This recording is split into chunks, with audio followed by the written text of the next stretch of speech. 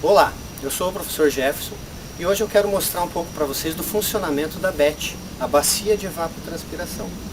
A bacia de evapotranspiração, ela surge dos estudos da permacultura. O funcionamento dela é relativamente simples, tá? Ela consiste numa grande bacia, um buraco, né? Como vocês poderão ver nos desenhos ilustrativos. Então ela consta num buraco hermeticamente selado. No caso da nossa aqui, ela foi feita com tijolos, né? Uma piscina de tijolos. Tá? Essa piscina foi selada com piche. Tá? No interior, né, na região mais central desta bacia, né, nós temos o que nós chamamos de câmara anaeróbica. Esta câmara consiste num túnel feito de tijolos, né, como nós optamos aqui pela construção por tijolos, feito com tijolos no seu sentido transversal, com os furos para fora, né, de forma que tudo que entre neste túnel possa escoar pelos furos, correto? Pode ser feito com pneus, enfim, diversos outros materiais, desde que você forme a sua câmara, né, anaeróbica. Tá? A câmara anaeróbica é que vai receber os dejetos provenientes do vaso sanitário, né, porque a BET ela trata apenas e exclusivamente as águas negras provenientes do vaso sanitário, ok? Então aqui dentro o que acontece? Né? A água que proveniente do vaso sanitário entra primeiramente nesta câmara anaeróbica, nesse túnel anaeróbico. Tá? Aí o que acontece? Lá dentro, né, ela começa a se liquefazer, né, juntamente com a água que vem, né, proveniente da descarga, ela se liquefaz e transborda lateralmente pelos furos dos tijolos. Este túnel, ele foi preenchido, as laterais desse túnel foram preenchidas com calices, né? Restos de construção, telhas, etc. Da mesma altura do túnel. Então esta água ela se infiltra pelas cavidades, né, ao redor das caliças, né? E ali começa então uma fermentação, um processo anaeróbico. Né? Então as bactérias anaeróbicas, né, que sem o oxigênio, né, fazem a primeira etapa da decomposição dos dejetos, né? Posteriormente nós temos uma camada de brita, em torno de 20 a 25 centímetros de brita grossa, né? Que também é um segundo filtro, né? Porque esse aqui é um sistema de filtragem de baixo para cima. Tá? Esta água que vai se acumulando, vai subindo, né? Depois ela vai encontrar uma terceira camada de areia, certo? Que vai fazer uma filtragem mais fina desta água. Né?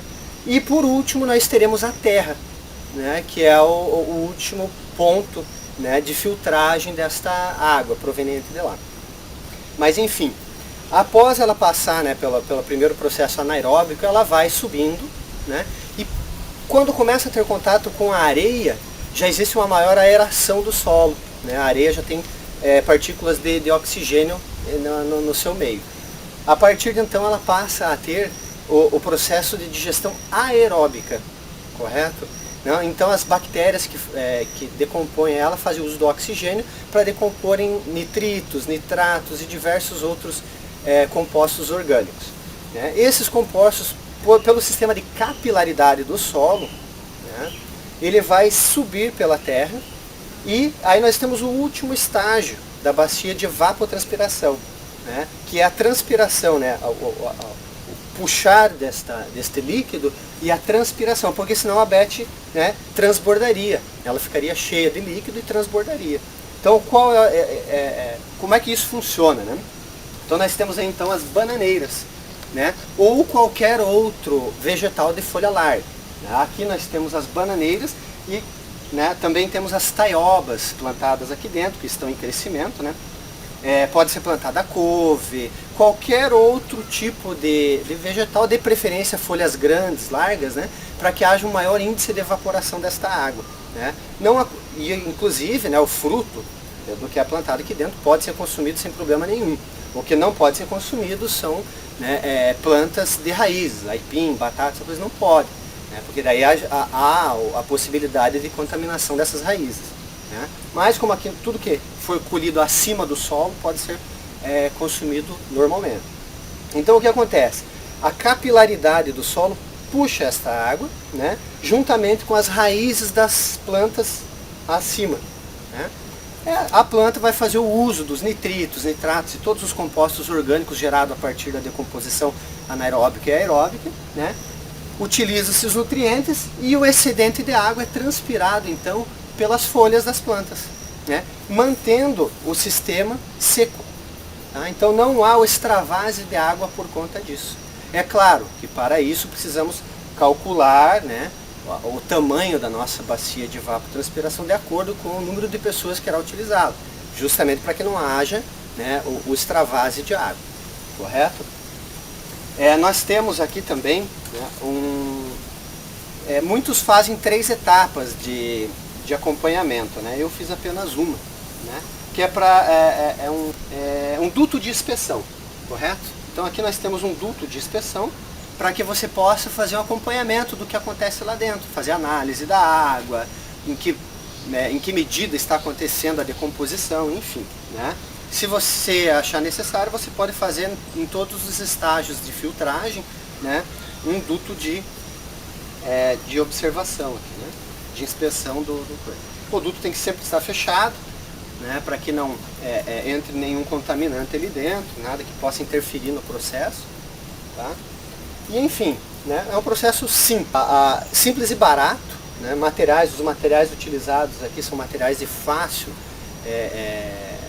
de encontrar em materiais de construção, né, e o custo disso daqui é muito próximo, né, uma bacia desse tamanho aqui, nós temos uma bacia de 3,5 metros por 2,40 de largura, por 1 metro de profundidade. Tudo isso daqui, né, equivale ao custo de uma única fossa séptica comum, vendida nos materiais de construção que não atendem, né, a grandes volumes de esgoto, né, e que precisam ser limpadas constantemente. Tá? Então existe um custo extra no sistema tradicional de tratamento, com a fossa séptica, né? Sem falar que a fossa séptica pode contaminar o solo. Né? Esse sistema, por ele ser hermeticamente fechado, nós chamamos que esse sistema aqui é um ciclo fechado, onde a água entra, né, sofre todo o seu processo biológico e retorna à natureza, né, de forma limpa, né, que é a evaporação. E não temos nenhum extravase, nenhum contaminante no solo. Essa fossa está construída próxima até de um córrego de água e não temos contaminação nenhuma do córrego. Tá? Uma água limpa, né, e pura. Ok?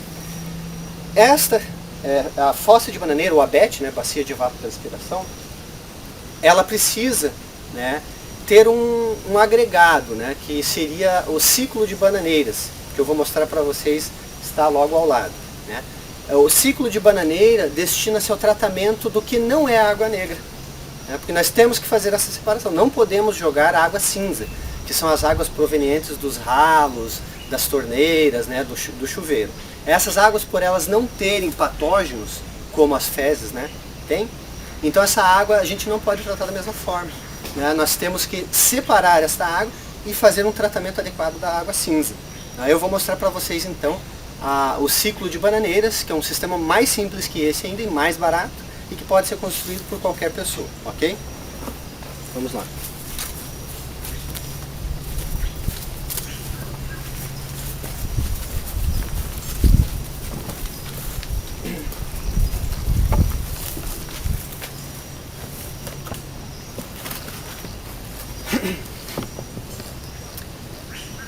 Ok, então continuando, né? Logo ao lado da nossa BET, bacia de evapotranspiração, nós construímos então o nosso ciclo de bananeiras. O ciclo de bananeiras, como eu havia falado, é para o tratamento das águas cinzas, provenientes dos ralos, né, de chuveiro, ralo de pia, né, que tem apenas gorduras, detergentes, enfim, não existem patógenos, né, contaminantes em potencial. Okay? Então o ciclo de bananeiras é um processo muito mais simples do que a fossa de bananeiras. Né? Não precisa de material específico nenhum, né? Exceto o cano que vai trazer a água para cá. Né? Então o ciclo de bananeira consta em apenas um buraco. Né? Ele pode ser construído, né, dependendo do teu fluxo de água de ralo de esgoto. Aqui eu construí ele com aproximadamente 1 metro cúbico, né? Um de largura, um de comprimento, um de profundidade. Tá? Não precisa ser isolado, né, porque não possui patógenos, então ele não vai contaminar com patógenos nem lençol freático e nem bacias arredores, né? Ao fundo deste buraco, né, nós colocamos em ordem decrescente troncos de madeira. Então, no fundo, colocamos troncos mais grossos, né, e vamos preenchendo ela na forma de X, né, com troncos de menor graduação, até chegar em pequenos galhos e folhas, né. Para finalizar, nós jogamos, né, folhas de bananeira seca, de palmeiras, enfim, preenchemos ela para que forme um sistema de proteção, né, para o ciclo de bananeiras. Essas folhas se encarregarão de evitar o acúmulo de água também proveniente da chuva, ela escorre para fora o excesso de água de chuva, né, e previne também contra o mau cheiro, que possa vir a sair do ciclo de bananeira, ok? Então, o ciclo de bananeira é relativamente simples o seu funcionamento. Após a água que vem dos ralos, né, das pias, entra aqui dentro, ela entra em contato com esta madeira, né, e ali dentro os agentes biológicos se encarregarão, junto com a madeira, né, de decompor as matérias orgânicas do sabão, né, dos restos de comida que vem pelo ralo, enfim, né, decompõe esta água e esta água se infiltra no solo, certo? E por que nós chamamos de ciclo de bananeira? Porque aqui, ao invés da bananeira estar em cima, né, aqui como nós não precisamos, não temos o risco de contaminação, nós podemos plantar as bananeiras em volta, né? Então as bananeiras, taiobas, enfim, qualquer coisa em volta do ciclo de bananeiras. Por quê? Para que ela puxe o excesso de água de dentro do ciclo e evapore também, ajude, né, a manter o ciclo de bananeiras sempre, né, não seco, porque não fica totalmente seco, né, mas sempre num nível adequado para que não haja extravase, né, desta água que se encontra no interior da bacia. Correto? Então, simples, né? A água entra, é decomposta, as bananeiras e plantas de folha larga plantadas em volta puxam esta água pelo solo mesmo, e o restante da água também é filtrada pela própria terra, volta ao lençol freático, né, ou bacias hidrográficas da região. Ok?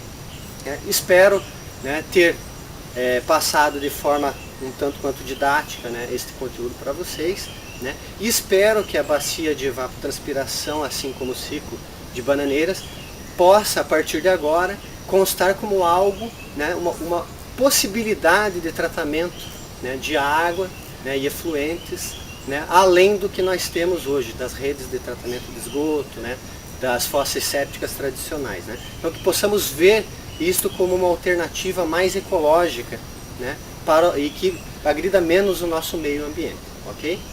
Então, um grande abraço a todos e até a próxima.